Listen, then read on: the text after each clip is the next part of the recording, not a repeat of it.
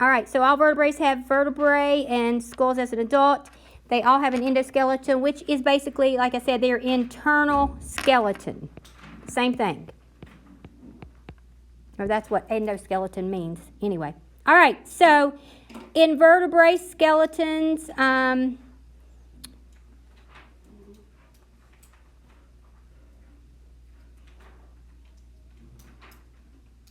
all right, so let's look at some of the different groups of the phylum. We're talking about the phylum Chordata. Okay, so let's look at some of these groups. Now, first of all, we're going to look at fish. So go over to the next page, which are aquatic vertebrates, meaning they live in the wawa, right? They live in the water. Most which are ectotherms. And I wanted to remind you what ectotherms are. Okay, what's the screen say ectotherms are? Animals that can't regulate their inner temperature. Yeah, animals that cannot regulate their inner temperature. They cannot. The opposite of that are endotherms, which can regulate, or they can control rather, their inner temperature. You can make note of that to the side just so you remember what those are. But endotherms and ectotherms, yes. Could you get the screen a little closer? Yes. Thank you. Yeah. Okay, so again, we're also going to talk about other characteristics of the fish. There are 3 basic groups of fish, which is jawless fish, bony fish, and cartilage fish. There it is, cartilage fish. There's the 3. Bony, jawless, and cartilage. Talk about bass. Okay, right now let's not talk out while I'm teaching because that's rude, okay? Thank you. All right, so aquatic fish or fish, there are a lot of different species of fish, and all fish can be classified into these 3 groups, okay? All fish are classified into these 3 groups. Okay? And of course, the third one here is cartilaginous, and that is the most numerous. So that one has the most in that category. So let's talk about a jawless fish. Okay, let me just go over what I thought. So a jawless fish. Everybody look at page 206. A jawless fish, it's pretty much what it says. Okay, I'm just going. No jaw. Let's not talk out. It lacks the jaw, like is found in other invertebrate or vertebrates. Okay, unlike most other fish, they have no scales or paired fins. In fact, they're typically eel-like creatures. Okay. Of course, their skeletons are made of cartilage. All right, yes. So when they say jawless, does that mean they just have no mouth? Or They have a mouth, but they don't have a jaw-like mouth, I'll show you some pictures of some here in a few minutes, okay? Remind me, okay? All right, let's talk about bony fish. All right, why are they called bony fish? Well, bony fish is by far the largest group of fish. Not the numerous. The numerous is the cartilage, which means there's a lot more different types of species. But the largest group is the bony fish, and it's the largest group and the most numerous kind of vertebrate animals, not just fish, but vertebrate animals in general. Okay, but only write down what I tell you to write down. Yes. Okay, so the bony fish does that say that they have bones or like? Yes, they have like skeletons, which they all do, but they this is like, I think, catfish. Let me see, bass, flounder, goldfish, guppies, trout. Yeah, don't bass have like a jawless mouth? Yeah, they have jaws. We've moved on to bony fish, okay? So when they say bony fish, do they just mean all fish? No, not all fish. Listen to it. This group includes fish in which you are most familiar with. These fish have jaws. they have fins, and they have scales. Okay? Whereas a jawless fish does not have a jaw. Okay? And they're a little more flexible. I'll go into that. I'll show you some pictures and we'll get into that a little more, okay? Stay with me.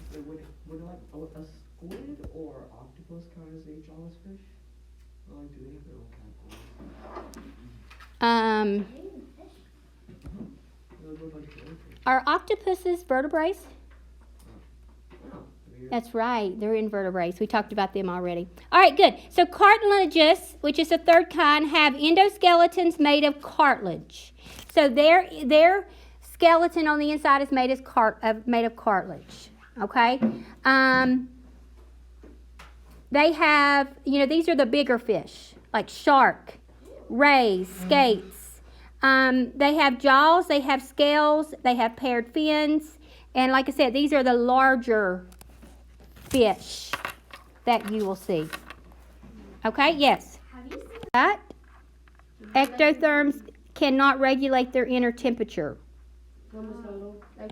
They do what? Can control, come back. Come right back. Okay, yeah. Ends. Now, amphibians are also ectotherms with both water and land habits. So what does ectotherm mean? Yes. that they can live in water and out of water? Well, what about their, we talked about, In water or out of water? Is that what that means, basically? ectotherms, yes, they can live on land and water. So their habitats are land and water. But they're ectotherms, which means they cannot control their inner temperature. Now, most of the animals in this category go through metamorphosis.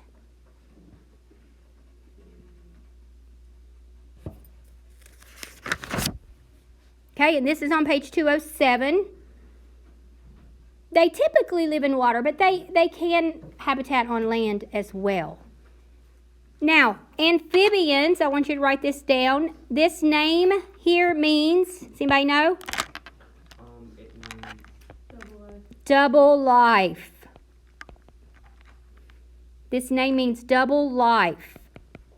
That's what amphibian means. Okay? And basically it reflects that amphibians has two habitats, water and land. Okay? They are the only vertebrates that typically go through metamorphosis. Okay? So they go through metamorphosis. There are two numerous groups, frogs and toads, and then salamanders. Okay? Frogs and toads, as the textbook says, they are very easy to recognize. They have a strong hinge leg.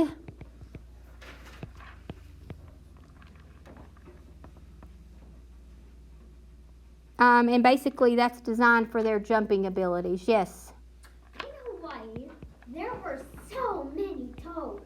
There was this one kind that used to live in. This category here that's included in amphibians are salamanders. This also includes like the lizard-like, the newts. Like frogs and toads, salamanders must keep their skin moist. Okay? But these are like amphibians with tails. No wonder. Okay? Now, so they typically live in damp, moist areas. They are sometimes looked at as an indicator species. That's what it's saying right here. Now, what does that mean?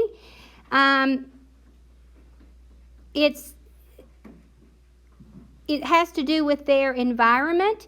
So amphibians are sensitive to toxins in their surrounding. So they are sometimes looked at as indicator species. And this just sort of gives them a clue about where they live in their environment. Okay? Yes. All right, so now we're going to talk about reptiles. So flip over to page 208. All right, reptiles. listen to, they have lungs and they breathe air. Okay?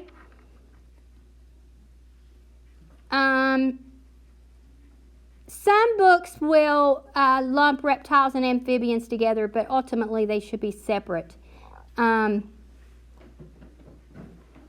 Reptiles do not go through a form of metamorphosis.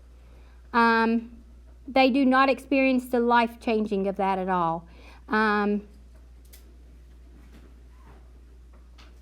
In fact, one other difference is most reptiles have a dry, scaly skin, whereas amphibians needs that moist environment for their skin. Ectotherms, they are ectotherms. What are ectotherms? Cannot control their inner body temperature. Okay? They are divided into 4 groups. Okay? Reptiles are divided into 4 groups. The first one is my non-favorite, which is snakes and lizards. Alrighty. So they are known as squamates. Why squamates? And of course, this is the, let me just put so it's the second largest group of vertebrates.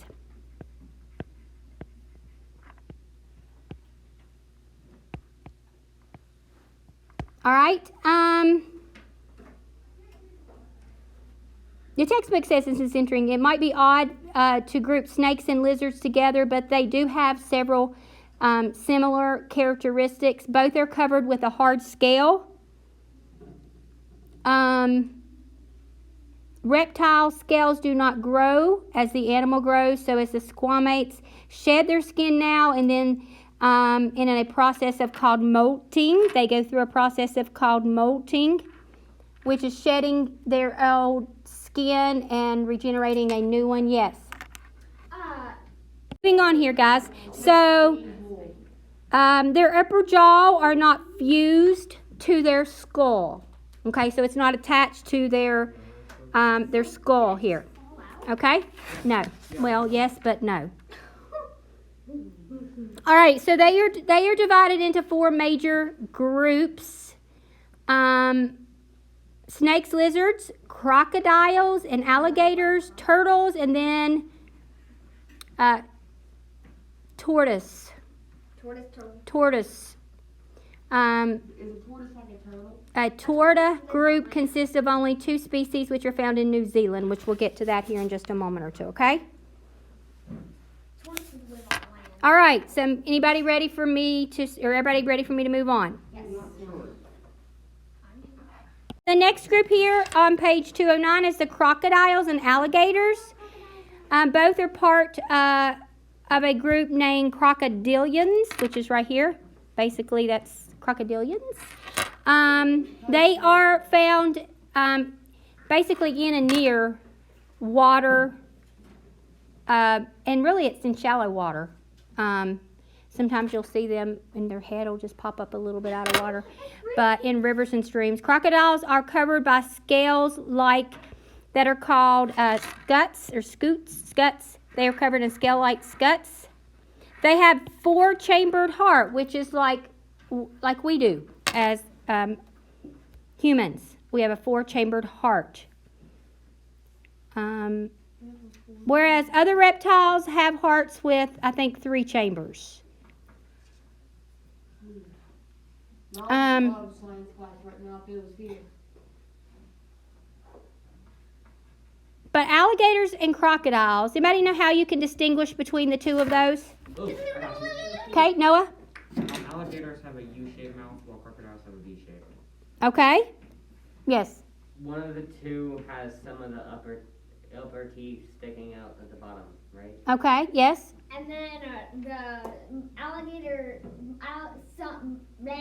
they're kind of like different colors. Like one of them is a little more like bluish gray, and the other one's a little lighter. Okay, good point. Our textbook says here that alligators have a broad, rounded snouts. Okay, so it's kind of, look at the picture there, they're kind of broad, sort of wider and rounded snouts, whereas crocodiles have narrow, pointed snouts. Okay?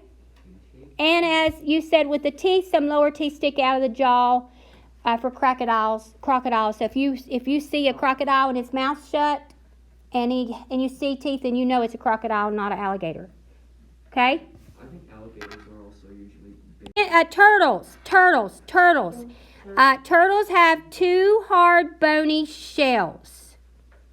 There are various names given for different types of turtles, but whether they live in the ocean or sea turtles, whether they dwell on land or live near fresh water, they all belong to the same group. Turtles have two hard, bony shells, and one on the top and basically one on the bottom. Okay, let's hold on stories, okay? Make sure you got your notes. Let's hold on, okay? Gosh, Joanna, you told over 15 stories today. We're going to talk about birds, okay? Birds. The last two group of vertebrates that we'll look at are both endothermic. Now, endothermic, of course, is warm-blooded, but they can control their inner temperature, right? Yeah.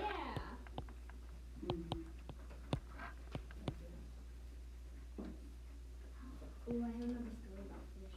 Oh my God, Joanna. Tell it. Joanna, Tell us. this is Okay, nope, I'm in charge right now. Stay with me, okay? So birds. Birds are beautiful animals. I love birds. I love to feed birds. But anyway, these warm-blooded animals, they can maintain a steady inner temperature, body temperature, no matter what the environment is. Cold, hot, they can maintain their body temperature. If an animal has feathers, it's a bird. So if it has feathers, it is definitely in this category. There are about 10,000 species of birds. Okay?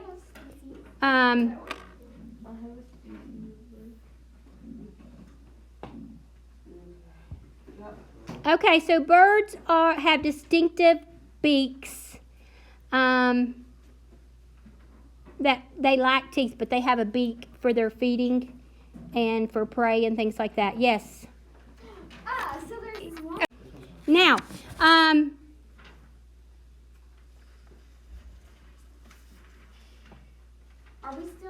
right, so birds, let's back up here. They're endothermic, that means they're warm-blooded. They can control their inner temperature. Birds have feathers. There are about 10,000 species of birds. Let's move on to mammals. Mammals, which are on page 210. Mammals are vertebrates that have hair and produce milk. There are three groups of mammals, okay? squirrels, Um, mammals.